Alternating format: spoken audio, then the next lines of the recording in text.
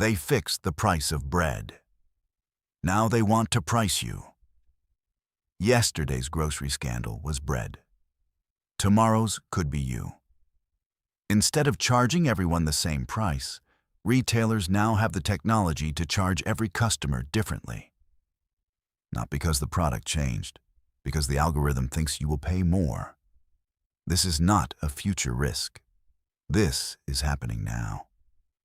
And on April 15th, 2026, both the Liberals and the Conservatives voted to keep it that way. Here is how we got here.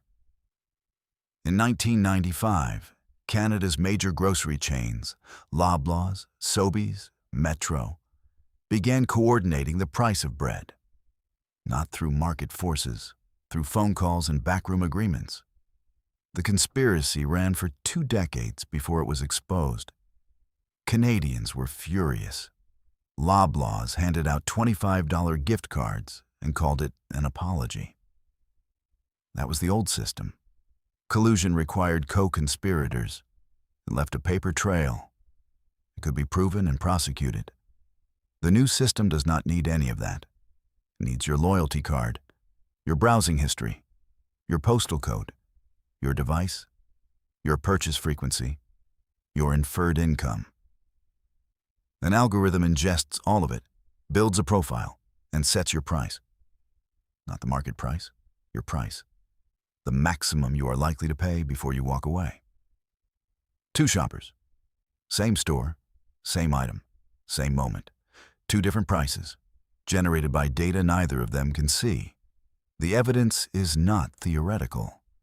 An investigation by Consumer Reports and the Groundwork Collaborative sent 437 shoppers to purchase identical grocery baskets online at the same time.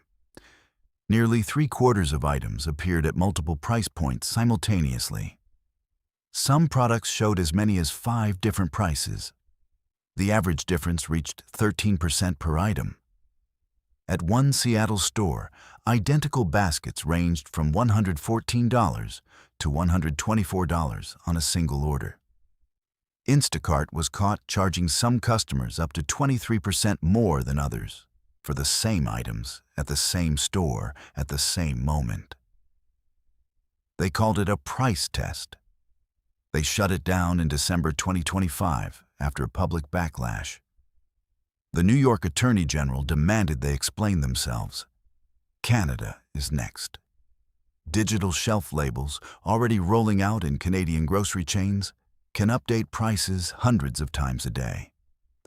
The Competition Bureau identified transparency as Canadians' chief concern in its January 2026 consultation report. Shoppers have no way of knowing whether the price on the shelf has been personalized to them specifically. On April 15th, 2026, the NDP brought a motion to Parliament to ban surveillance pricing in Canada. The Liberals voted it down. The Conservatives voted it down. Both establishment parties looked at a system designed to extract the maximum price from individual Canadians based on their personal data and said no to banning it. Manitoba said something different.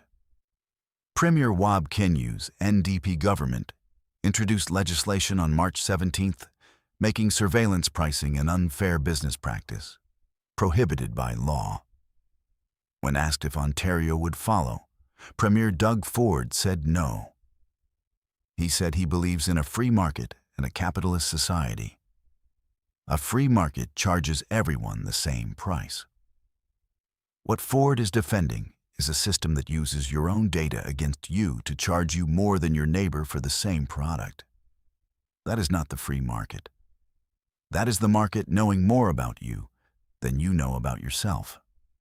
In episode 1 of this series, a conservative government in 1985 decided Canadians would pay global speculative prices for their own oil. They imported the volatility and exported the stability. 40 years later, both parties are protecting a system that charges you a personalized price for your groceries based on how desperate your data suggests you are. They fixed the price of bread for everyone. Now they are building the technology to fix a different price for you specifically. Canadians caught them once. The question is whether we see what is coming before it is already here. The evidence does not lie. Even if they do,